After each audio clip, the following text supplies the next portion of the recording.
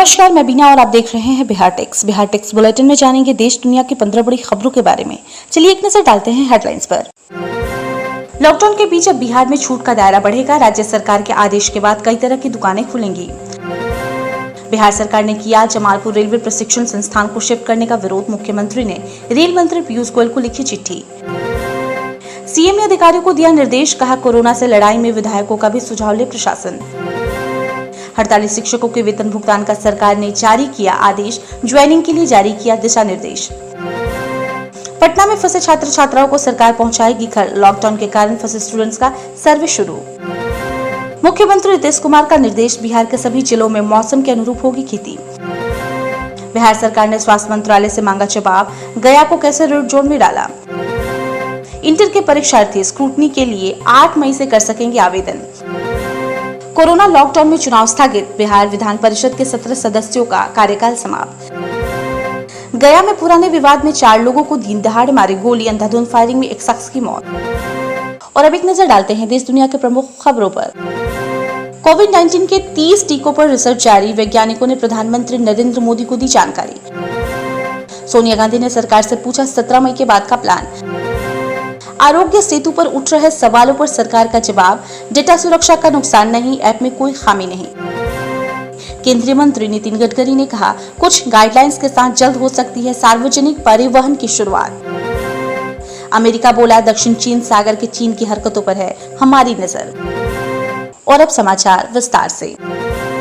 Lockdown के तीसरे चरण में बिहार सरकार ने राज्य में कई तरह की दुकानों को खोलने की अनुमति दे दी है। इसको लेकर बिहार सरकार के गृह विभाग के अपर मुख्य सचिव आमिर सुबहानी ने एक पत्र जारी किया है। इस पत्र के माध्यम से सभी जिलों के जिला अधिकारियों को निर्देश दिया गया है। सरकार ने जो फैसला लिया है उसके मुताबिक अब इलेक्ट्रॉनिक गुड्स के साथ साथ पंखा, कूलर और एयर कंडीशनर की बिक्री और मरम्मत करने वाली अपनी दुकानें खोल सकेंगे। साथ ही मोबाइल, कंप्यूटर, लैपटॉप, यूपीएस और बैटरी की बिक्री और मरम्मत करने वाली भी दुकानें खुलेंगी। इसके अलावा ऑटोमोबाइल्स, टायर और ट्यूब के साथ साथ लुब्रिकेंट और मोटर मरम्मत की दुकानें भी खुलेंगी। सरकार ने निर्माण सामग्री के लिए भंडार एवं बिक्री से संबंधित दुकानें जैसे सीमेंट, स्टील, बालू, स्टोन, गिट्टी, block inch, plastic pipe, hardware, sanitary fitting, लोहा, पेंट आदि की दुकानें भी खोलने का आदेश दिया है। मुंगेर के जमालपुर रेलवे प्रशिक्षण संस्थान को बिहार से स्थानांतरित करने के फैसले का बिहार सरकार ने कड़ा विरोध किया है। मुख्यमंत्री नीतीश कुमार ने इस संबंध में 1 मई को रेल मंत्री पीयूष गोयल को एक चिट्ठी लिखकर इस फैसले को तुरंत वापस लेने का आग्रह किया है। मुख्यमंत्री नीतीश कुमार ने निर्देश दिया है कि कोरोना से लड़ाई में विधायकों का भी सुझाव जिला प्रशासन ले, उनसे जानकारी प्राप्त करे कि फिर उसके आधार पर ही कार्रवाई करे। उन्होंने कहा है कि जनप्रतिनिधि मुझे भी फोन करके अपने क्षेत्र की स्थिति बताते हैं और उस पर भी संज्ञान लिया जाता है। राज्य सरकार ने हड़ताली शिक्षकों के लिए वेतन भुगतान का आदेश जारी कर दिया है। साथ ही शिक्षा विभाग ने हड़ताली शिक्षकों की ज्वाइनिंग को लेकर भी दिशा निर्देश जारी किए हैं। आदेश में फरवरी माह के कार्यरत अवधि का वेतन तत्काल भुगतान करने का निर्देश दिया गया है। हड़ताल से लौटे शिक्षकों को प्रभावी लॉकडाउन के मद्देनजर 5 मई के प्रभाव से वेतन आदि देय होगा। वहीं हड़ताल अवधि के वेतन भुगतान के संबंध में अलग से आदेश निर्गत किया जाएगा। वहीं शिक्षा विभाग ने ज्वाइनिंग के संबंध में निर्देश जारी किए हैं। शिक्षा विभाग के निर्देशों के मुताबिक लॉकडाउन के बीच माध्यमिक, उच्च माध्यमिक और पुस्तकालय अध्यक्ष जिस प्रखंड में तैनात है वो प्रखंड जिला पदाधिकारी के समक्ष योगदान दे सकते हैं। वहीं प्रारंभिक शिक्षक बीईओ के अलावे जिला कार्यक्रम पदाधिकारी के कार्यालय में योगदान कर सकते हैं। लॉकडाउन के कारण पटना में फंसे छात्रों और छात्राओं का सर्वे शुरू हो गया है। डीएम कुमार रवि के आदेश के बाद सर्वे शुरू किया गया है। ऐसे छात्र का सर्वे किया जा रहा है जो पटना में दूसरे जिलों के रहने वाले हैं और लॉकडाउन की वजह से फंसे हैं। डीएम ने 24 घंटे में शिक्षा पदाधिकारी को रिपोर्ट सौंपने का आदेश दिया है। रिपोर्ट मिलने के बाद छात्रों को गृह जिला पहुंचाने की सरकार व्यवस्था करेगी। मुख्यमंत्री नीतीश कुमार ने राज्य के सभी जिलों में मौसम के अनुकूल खेती करने का निर्देश दिया है। मुख्यमंत्री ने कृषि, खाद्य एवं उपभोक्ता संरक्षण तथा सहकारिता विभाग की उच्च स्तरीय समीक्षा बैठक की और कई निर्देश दिए। बिहार सरकार ने गया को रेड जोन में रखने पर सवाल खड़े किए हैं। बिहार के स्वास्थ्य विभाग के प्रधान सचिव संजय कुमार ने कहा है कि बिहार सरकार ने स्वास्थ्य मंत्रालय से स्पष्टीकरण मांगा है कि जब गया में सिर्फ एक ही एक्टिव कोरोना केस है तो फिर उसे कैसे रेड जोन में डाला गया है। बिहार विद्यालय परीक्षा समिति इंटर के ऐसे छात्रों को स्क्रूटनी का अवसर देने जा रहा है जो अपने मार्क्स से संतुष्ट नहीं है। स्क्रूटनी के लिए आवेदन की प्रक्रिया 8 मई से शुरू होगी। इच्छुक उम्मीदवारों को 25 मई तक ऑनलाइन आवेदन करना होगा। अप्लाई करते समय प्रति विषय के हिसाब से 70 रुपए शुल्क देने होंगे।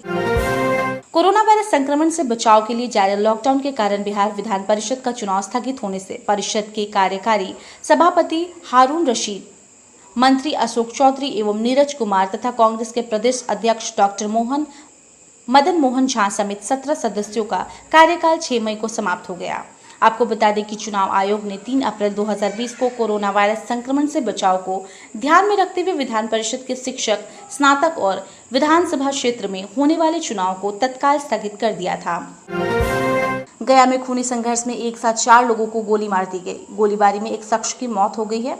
यह घटना गया जिले के कोच थाना क्षेत्र के सिंधुआरी गांव की है। घायलों में गिरजेश शर्मा, विजेंद्र शर्मा और श्रीनाथ शर्मा शामिल हैं, जबकि उदय शर्मा की गोली लगने से मौत हो गई है। घायलों को इलाज के लिए जयप्रकाश नारायण अस्पताल में भर्ती कराया गया है। खबरों की माने तो कुछ महीने पहले ही गांव में यज्ञ का आयोजन किया गया था। इस दौरान दोनों तरफ से मारपीट हुई थी। इस बात को लेकर बुधवार को फिर एक बार पक्ष के द्वारा दूसरे पक्ष के साथ गाली गलौज की गई। इस दौरान दोनों गुट आपस में भिड़ गए।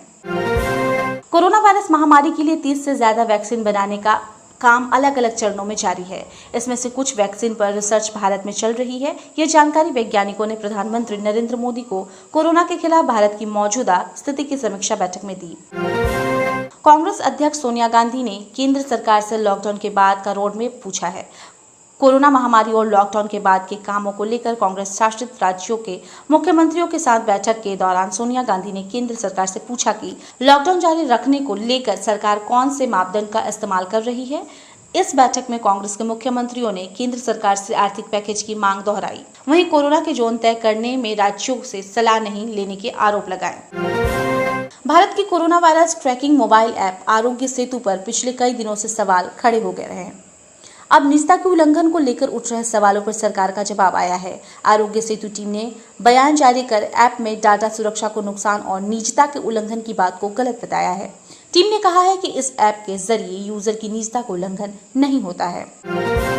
कोरोना वायरस संकट के बीच केंद्र सरकार ने सार्वजनिक परिवहन को जल्द शुरू करने के संकेत दिए हैं। सड़क परिवहन एवं राजमार्ग मंत्री नितिन गडकरी ने ट्रांसपोर्ट को आश्वासन देते हुए कहा है कि कुछ गाइडलाइंस के साथ जल्द सार्वजनिक परिवहन की शुरुआत होगी। नितिन गडकरी बस and car operators of India के सदस्यों को वीडियो कॉन्फ्रेंसिंग के जरिए संबोधित कर रहे थे। हालांकि उन्होंने बस और कार चलाते वक्त हाथ धोने, सैनिटाइजिंग, फेस मास्क जैसे सुरक्षा उपायों को लेकर आगाह किया। कोरोना वायरस को लेकर अमेरिका का चीन पर हमलावर रुख जारी है। अमेरिका के रक्षा मंत्री मार्क्स एस्पर ने कहा है कि चीन की सेना दक्षिण चीन सागर से आक्रामक रवैया अपना रही है और चाइनीज कम्युनिस्ट पार्टी के कोरोना वायरस को लेकर उस पर लग रहे आरोपों से ध्यान भटकाने और अपनी छवि को सुधारने के लिए झूठी सूचनाएं फैलाने का अभियान तेज कर दिया है। और अब वक्त हो चला है कोरोना अपडेट न्यूज को जानने का। बिहार में 6 नए कोरोना पॉजिटिव मरीज मिले। प्रदेश में कोविड-19 संक्रमितों की संख्या बढ़कर हुई 541। बिहार में बुधवार को 4 नए कोरोना पॉजिटिव मरीज मिले। इसके साथ ही प्रदेश में कोरोना पॉजिटिव की 541 मरीज हो गए हैं। स्वास्थ्य विभाग ने पटना, शिवहर और मधुबनी में एक पेशेंट मिलने की पुष्टि की है। स्वास्थ्य विभाग के प्रधान सचिव संजय कुमार ने ट्वीट कर बताया है कि मधुबनी के 24 साल के पुरुष, शिवहर के गढ़वा सदर में 25 साल की महिला और पटना के अगमकुआ में 21 साल के पुरुष को कोरोना का संक्रमण पाया गया है। कोविड-19 से स्वस्थ होने वाले मरीजों की दर करीब 29% हुई।